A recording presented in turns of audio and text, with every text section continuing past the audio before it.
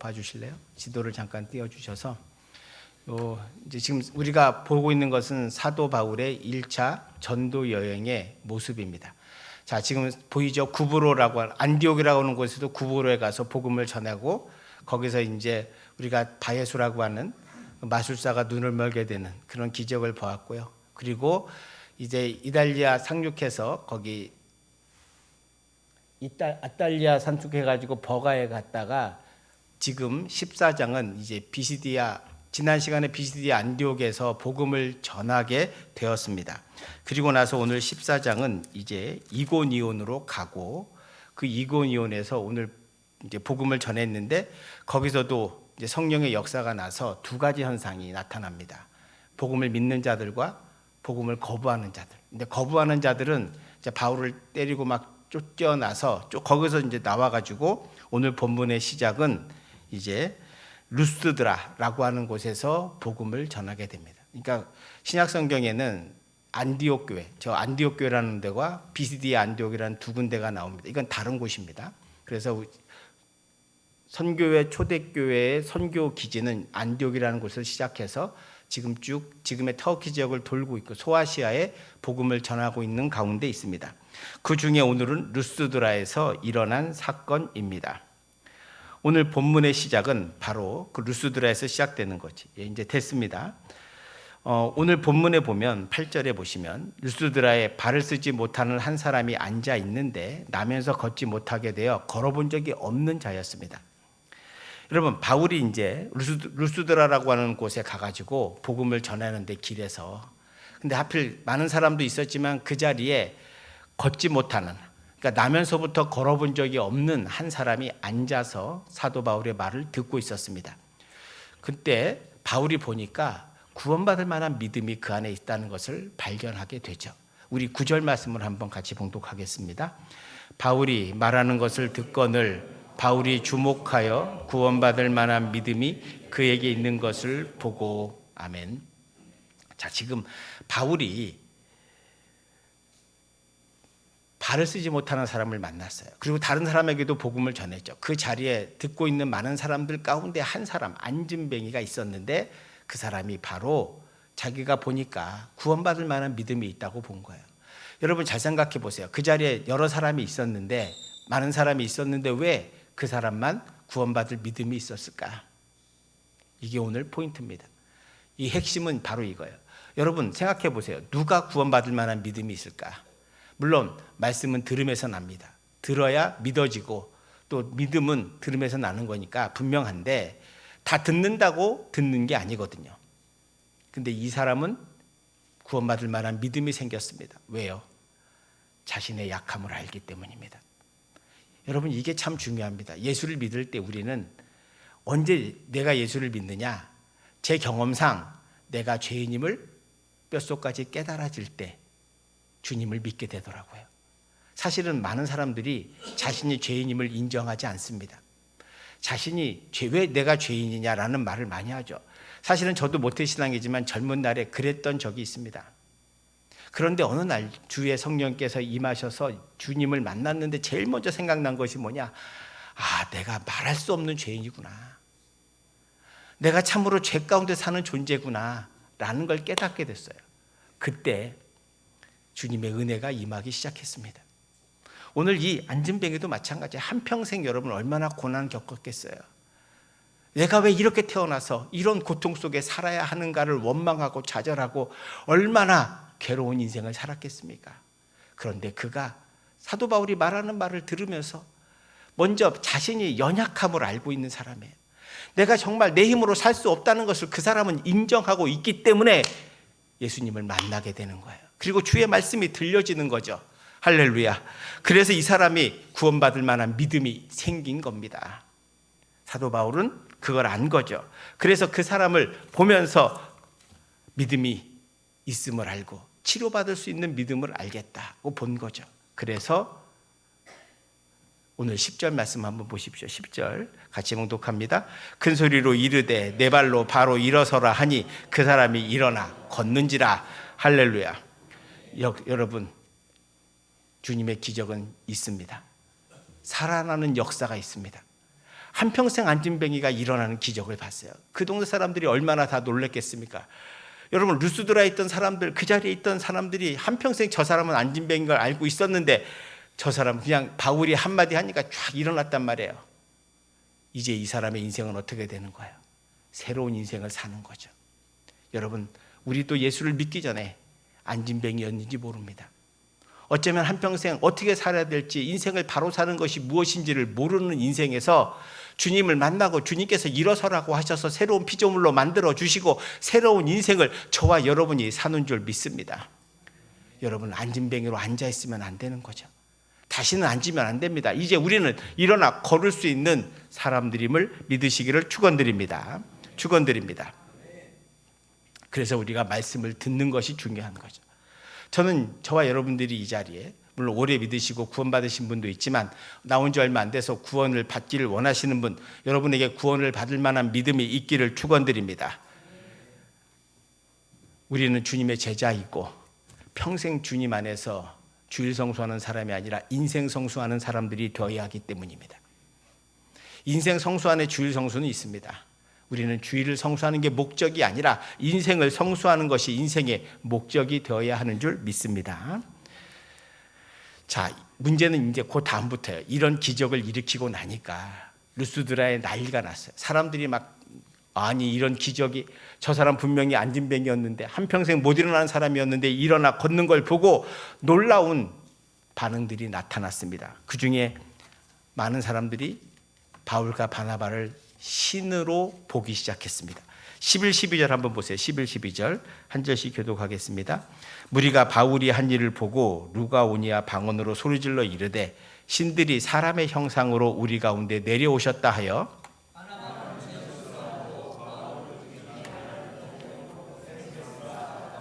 아멘.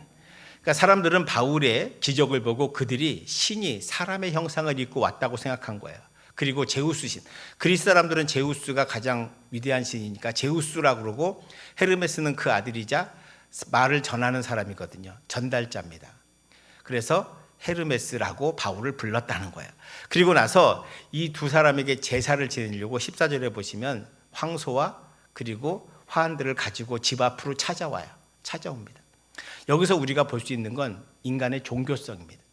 여러분, 인간은 현대 과학이 발달해도 종교가 더 창궐하고 많아지는 이유가 뭔지 아십니까? 사람은 밥으로만 사는 존재가 아니기 때문입니다. 우리는 영혼이 있는 존재이기 때문에 어떤 놀라운 일들을 보면, 자기 생각을 넘어서는 기적을 보면 사람들은 그것을 신의 역사라고 생각합니다. 지금 루스드라 사람들이 그렇거든요. 안진뱅이로 있던 이 사람들이 일어나니까 이걸 고친 사람을 사람이 아니라 신으로 보기 시작했다는 거예요. 여기서 중요합니다. 여기서 이거를 그대로 받아버리면 이단 사이비가 되고, 이거를 거부하고 자기 우상화를 거부하면 진정한 그리스도인이 되는 거예요.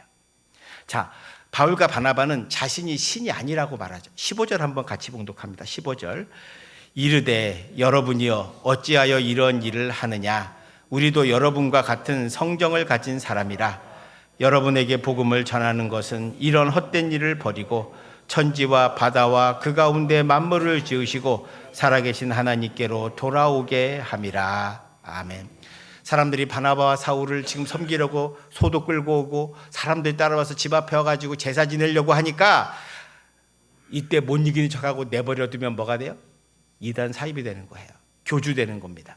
선교 현장에서 이런 기적의 역사가 날 때 늘 조심해야 되는 것은 자신이 우상화되지 않게 하는 일이에요. 사람들이 기적을 보면 그를 신과 같은 존재로 여기고 따르게 됩니다. 여러분, 사도 바울은 스스로 우리는 너와 같은 인간이다라고 해서 인간의 자리로 내려옵니다. 자신의 능력과 기적을 자기가 한 것처럼 하지 않는다는 거예요. 여러분, 역사상 보면 이런 이단들이 수도 없이 많아요. 기적의 능력을 받았음에도 불구하고 그것을 자기 것으로 삼아서 나는 신이다 이렇게 말하면서, 나는 메시아다 이렇게 말하면서 사람들을 현혹하고 결국 그들을 통해서 자기들이 원하는 부귀 영화를 누리고 그 사람을 피폐하게 하고 망가뜨린다. 이게 다 가짜 종교란 말이에요. 가짜 종교의 특징은 뭐냐? 내가 신이 되는 거예요. 자기 우상화를 합리화하는 거예요. 여러분, 우리가 북한을 왜 저 사회가 지속되면 안 된다고 생각합니까? 저거는 김일성이나 김정일이나 김정은 3대 세습하면서 제가 그 왔던 분들, 귀순했던 분들에게 들었던 말을 교과서에 이렇게 나온다는 거예요. 항일운동 할 때 김일성이가 수류탄이 없으면 솔방울로 수류탄을 만드시고 1시간에 100리를 가고, 여러분 믿습니까? 순뻥이죠. 거짓말이에요. 이거 자기 우상화의 표본적인 거짓말입니다. 이런 식으로 포장하고 거짓말하는 거예요. 그리고 나서 자기를 우상화시키는 거죠. 신격화시키는 거예요. 지금 우리가 보는 JMS나 이런 신천지나 많은 이단들이 뭐 하고 있어요? 자기가 신이라고 말하거든요. 자기 우상화에 열을 올리고 있습니다. 그런데 인간은 또 그런데 쉽게 빠져요. 그게 왜 그러냐? 인간의 종교성이 있기 때문에 그렇습니다. 그래서 우리가 처음에 길을 잘 드는 것이 정말 중요하고, 저와 여러분들은 하나님의 은혜를 받은 줄 믿습니다. 그래서 저와 여러분들이, 여러분 정통신앙은 그냥 정통신앙이 아니라 2000년 역사 속에서 이루어진 것이고, 이 정통신앙이 바른 신앙이에요. 우리가 믿는 개혁신앙이. 그래서 우리가, 여러분 큰 교회나 작은 교회는 다 마찬가지예요. 목사가 우상화될 수 없어요. 교회 주인은 목사나 장로가 아닙니다. 개척교회에서 크게 성공한 목사님들이 왜 말년에 저렇게 무너지냐? 자기 우상화에 빠졌기 때문에 그래요. 여러분 성도들은 나를 보지 말고 십자가를 보라고 말해도 십자가를 안 보고 사람을 보거든요. 그렇게 되면 자기 우상화에 빠지기가 쉬운 거예요. 그래서 우리는 늘 조심해야 되는 거죠. 사실 바울과 바나바도 자기 우상화에 빠질 수 있었지만 빠지지 않잖아요. 우리는 너와 같은 사람들이다. 그 말은 뭐예요? 내 능력이 아니라는 거죠. 내 능력이 아니에요. 내 뒤에 역사하시는 예수 그리스도의 능력인 거지 내 능력이 아니다라고 말하는 거예요. 정직한 분들이에요. 베드로가 사도행전 3장에서 성전 미문에 앉은 뱅을 이렇게 세우잖아요. 여러분 그때 베드로가 뭐라고 합니까? 사도행전 3장 6절에 보면 베드로가 이르되 은과 금은 내게 없거니와 내게 있는 것으로 내게 주노니 나사렛 예수 그리스도의 이름으로 일어나 걸어라. 베드로가 나사렛 예수 그리스도의 이름을 빼버리면 뭐가 돼요? 이단되는 거예요. 그러나 베드로가 나는 아무것도 없지만 내게 있는 것 예수 그리스도, 나사렛 예수 그리스도의 이름으로 일어나 걸으라고 했을 때 걸어요. 놀라운 기적이 나잖아요.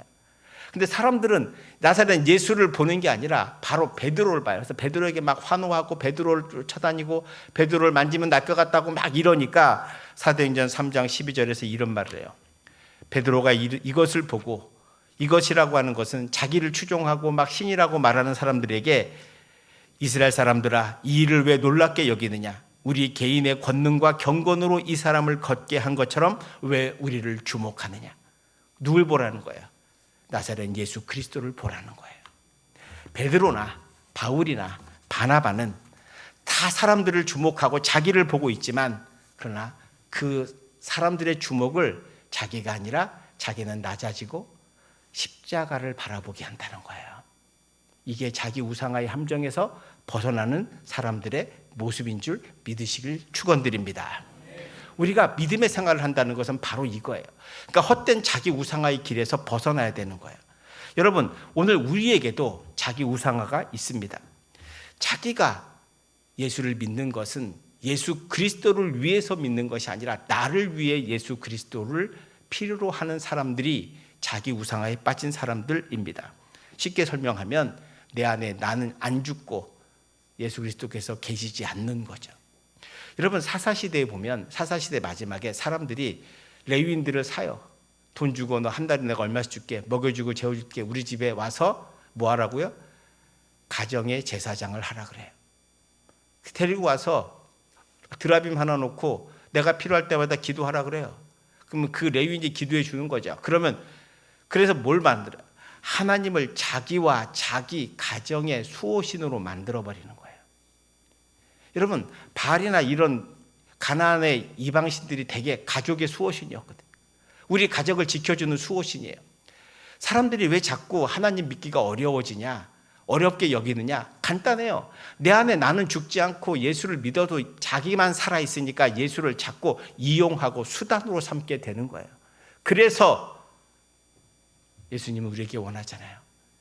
내가 원하는 건 제사보다 순종이다라고 하는 말씀을 하는 거예요. 성도 여러분, 오늘날 이 시대의 풍조는 뭡니까? 다 우리가 신처럼 살고 있습니다. 조선시대 왕보다 우리는 더 잘 먹고 살고 있습니다. 더 편하게 살고 있는 거죠. 우리는 정말 잘 살게 되었습니다. 그래서 사람들의 생각이 뭐냐? 마치 자기들이 왕과 왕비인 것처럼 살아가고 있다는 사실을 우리가 잘 보셔야 합니다. 이거는 어리석은 일입니다. 근데 현대인들은 다 그렇게 살고 있거든요. 근데 이런 시대에 오늘 우리가 잘못하면 우리 자리에 예수 그리스도를 모셔야 하는데 우리가 혹시 그 자리에 그냥 앉아서 내가 주인인 것처럼 살고 있는지도 모릅니다. 특히 요즘은 특별히 자녀가 신이 되는 시대에 살고 있습니다. 한둘 낳다 보니 자기 자녀가 좋은 것 해주고 싶고 많은 거 잘해주고 싶은 거, 그건 부모의 마음입니다. 모두가 공통점이죠. 그러나 자녀에게 비싼 것, 좋은 것만 해준다고 잘 크는 것은 아닙니다. 오늘 우리에게 필요한 것은 그 자녀들을 위해서 기도하고 그 자녀들에게 신앙의 비전을 세워주는 것이 정말 중요합니다. 그렇게 해야만 우리 자녀들이 주님 안에서 온전히 자랄 수 있게 됩니다. 요즘 젊은 엄마들 가운데는 자기 자녀만 귀하다고 생각합니다. 아닙니다. 다른 자녀도 다 귀합니다. 우리 모두는 다 주님께서 귀하게 십자가의 은혜로 구원하시려고 작정하신 사람들이고, 그리고 하나님의 형상을 닮은 귀한 존재들입니다. 그래서 내 자녀만 잘 되기를 기도하지 마시고 우리 모든 자녀들이 다 잘 되기를 기도해야 합니다. 내 자녀만 특별하게 생각하지 마세요. 여러분은 여러분의 자녀를 특별하다고 생각하면 안 돼요. 하나님이 여러분의 자녀를 특별하게 여기도록 만들어줘야 돼요. 이게 신앙의 지혜 있는 사람의 모습입니다. 내가 자꾸 내 자녀를 특별하다고 여기면 안 된다니까요. 여러분, 저도 우리 큰딸 있지만 저는 제가 3살 때 우리 딸이 천재인 줄 알았어요. 말을 너무 빨리 배우고 막 하라는 대로 너무 잘하는 거야. 바이올린을 배우는데 막 그 선생님이 얘는 음감을 타고났다는 거야. 속으로 할렐루야. 드디어 이제 음악의 천재가 났구나. 근데 세월이 지나다 보니까 알게 되었습니다. 아니라는 것을. 근데 잘합니다. 근데 제가 말씀드리고 싶은 것은 이거예요. 모두가 자기 자녀를 다 특별하게 여깁니다. 그러나 분명한 사실은 내가 특별하게 여기면 안 돼요. 하나님이 특별하게 여기도록 만들어야 돼요. 그러려면 뭐 해야 되는지 아세요? 신앙의 비전을 주시면 돼요.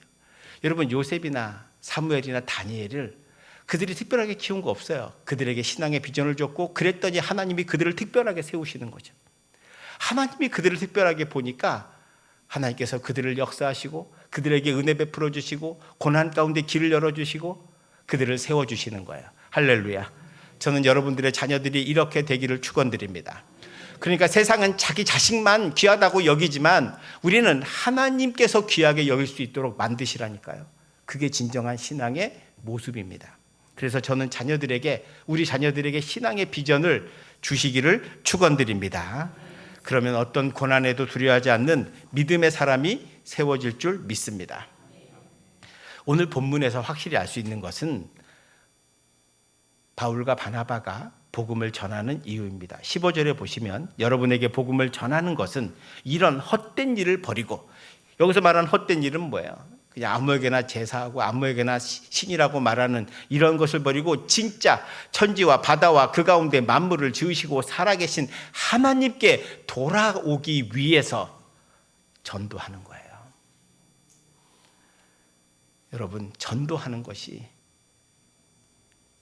많은 죽어가는 영혼들, 종교성은 있는데 다른 곳에서 헤매고 이단 사이비에 헤매고 자기를 착각해서 자기를 신이라고 생각하는 그런 어리석은 인간들에게 빠져있는 사람들을 구원해서 참 하나님이신 만물의 주인이신 하나님을 섬기게 하는 것, 이것이 진정한 전도인 줄 믿습니다. 그리고 오늘날 저와 여러분들이 이런 사명을 위해서 교회가 존재한다는 것을 잊지 마시기를 축원드립니다. 또 하나, 우리가 자기 우상화에 빠지는 사람의 특징은 뭐냐? 이 교만한 사람입니다. 하나님이 제일 싫어하는 것은 교만한 사람이거든요. 성경은 그걸 분명히 말씀해 주고 있습니다. 로마서 1장 28절에 그들이 마음에 하나님 두기를 싫어하는 사람들입니다.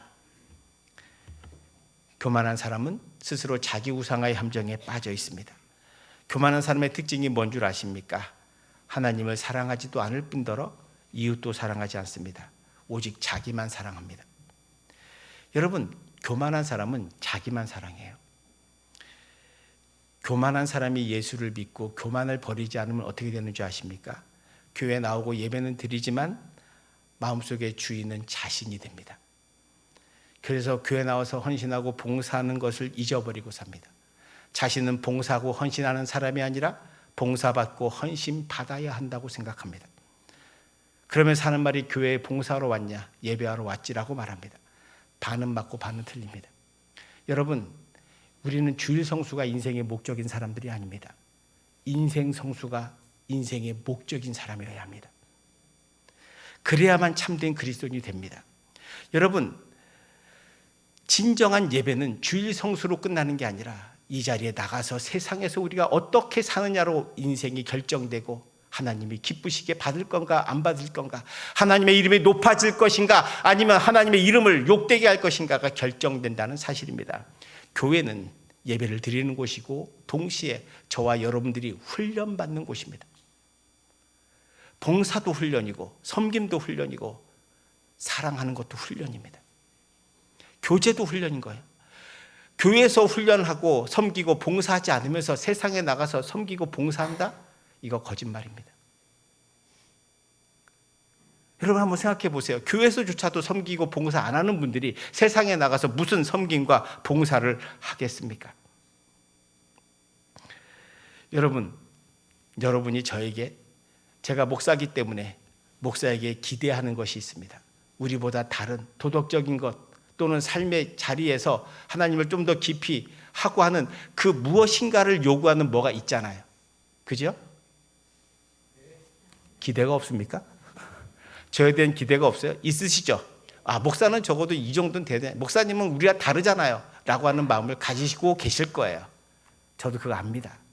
저도 그렇게 살려고 애쓰고 있고, 못하지만, 부족하지만 하나님의 은혜 가운데 여러분의 기대에 부응하려고 노력하는 거죠. 때로는 실수하고, 때로는 넘어지기도 하고, 때로는 저도 넘어질 때가 있습니다. 그런데 말입니다. 잘 생각해 보시면 세상 사람들이 여러분에게 기대하는 것이 바로 여러분이 저에게 기대하는 것이라는 걸 잊어버리지 마세요. 여러분, 세상 사람들이 여러분에게 기대하는 게 뭔 줄 아세요? 자기들은 잘못하고 죄짓고 살면서도 야, 너희들은 그리스도인이잖아, 너희들은 우리랑 달라야 되잖아 라고 하는 말을 하고 있다는 거예요. 뻐젓이. 제가 청년들을 만나고 예수님 안 믿는 친구들을 만나면 그런 얘기해요. 야, 너는 그리스도인이잖아, 뭔가 달라야지. 여러분, 그게 우리를 향한 기대예요. 여러분이 저에게 기대하는 것처럼 세상 사람들도 여러분에게 그런 기대를 가지고 있는 거예요. 왜? 여러분이 예수를 믿기 때문에. 초대교회는 그것을 했기 때문에 초대교회가 부흥한 거예요. 여러분, 오늘날 우리 교회가 세상의 희망인 이유는 아직까지 세상 사람들이 너희들은 달라야 하지 않겠냐라고 말해요. 심지어 절의 보살도 그렇게 얘기해요. 기독교는 달라야 하지 않냐고. 그건 뭐예요? 우리에게 다르기를 기대하는 거죠. 만일 제가 여러분의 기대에 미치지 못해서 그냥 사고치고 죄짓고 새벽기도 맨날 빠지고 놀러다니고 그런다고 해봅시다. 여러분 뭐라 그러겠어요? 그 다음 생략. 그 다음은 생략하겠습니다. 여러분 그거예요. 비난하죠. 아마 비난할 겁니다. 세상 사람들이 기독교를 비난하는 이유가 바로 여기에 있어요. 우리가 그들의 기대에 부응하지 못하기 때문이다. 왜 그러냐? 세상 사람들이 자기 우상화에 빠져 있거든요. 헛된 자기 우상화에 빠져 있는데 우리도 동일하게 주일 성수만 하면 된다고 생각하기 때문에 그렇다는 거예요. 세상에 나가서 그리스도인답게 산다는 것, 인생 성수한다는 것은 그들의 기대에 부응하는 거예요. 적어도 우리 예수 믿는 사람들은 그들과 달라야 한다고 저는 믿습니다. 그렇게 살기를 주님의 이름으로 축원드리고, 그것이 바로 저와 여러분의 인생의 비전이 될 때 우리가 인생 성수할 수 있고요. 그렇게 살 때 하나님의 기적과 은혜가 여러분의 삶에 일어나는 겁니다. 그것이 없이 세상 사람과 동일하게 살면서 복만 구하면 그거는 헛된 자기 우상화의 길을 걸어가는 것과 동일하다.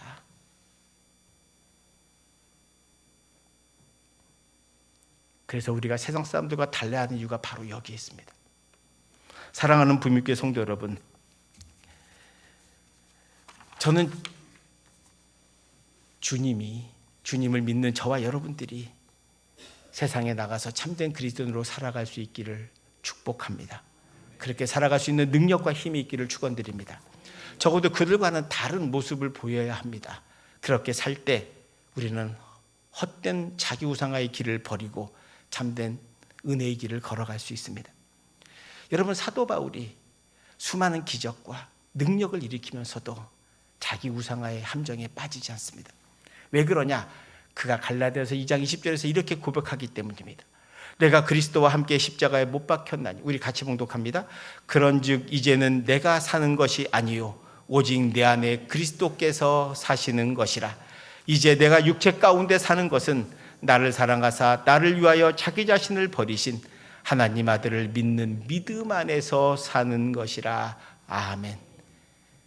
이제 내가 사는 것이 아니라 내 안에 예수 그리스도께서 사는 것, 이것이 헛된 자기 우상화를 넘어서는 길이고 참된 신앙의 길을 걸어가게 합니다. 사랑하는 부미교회 성도 여러분, 이제 우리 한번 예수 믿었는데 제대로 믿어봅시다. 그래서 주일 성수가 아니라 인생 성수하는 사람, 인생 성수할 때 하나님의 놀라운 기적과 은혜를 여러분의 삶 속에서 경험하고 우리 모두 이 땅에서 뜨거운 그리스도인으로 내가 사는 것이 아니오 내 안에 예수 그리스도께서 살아 역사하는 그런 능력의 그리스도인 됩시다. 그렇게 되기를 주님의 이름으로 축원드립니다. 기도합시다. 사랑의 하나님, 감사합니다. 크신 사랑, 크신 은혜 베풀어 주셔서 우리를 주님의 자녀 삼아 주셨습니다. 아버지 하나님, 그럼에도 불구하고 우리는 아직 내 안에 예수 그리스도께서 사신 것이 아니라 내가 살아있을 때가 많습니다. 주님, 나를 내려놓게 하여 주시옵시고 주님께서 내 자리를 중앙에 자정해 주셔서 나를 다스려 주시고 나를 인도해 주시옵소서. 아버지 하나님의 크신 사랑과 은혜가 우리 안에 있기를 원합니다. 주일 성수하는 그리스도인이 아니라 인생 성수하는 그리스도인 되기를 원합니다. 주님과 동행하는 삶을 살게 하시면서 이 땅에 참된 그리스도인으로 살아갈 수 있는 힘과 용기와 능력을 성령을 통해서 허락해 주시옵소서. 그래서 이 땅에서 주의 복음을 들고 빛과 소금의 삶을 살아가는 참된 그리스도인, 복음을 전하는 참된 그리스도인 될 수 있도록 인도하여 주시옵소서. 예수님 이름으로 기도합니다. 아멘.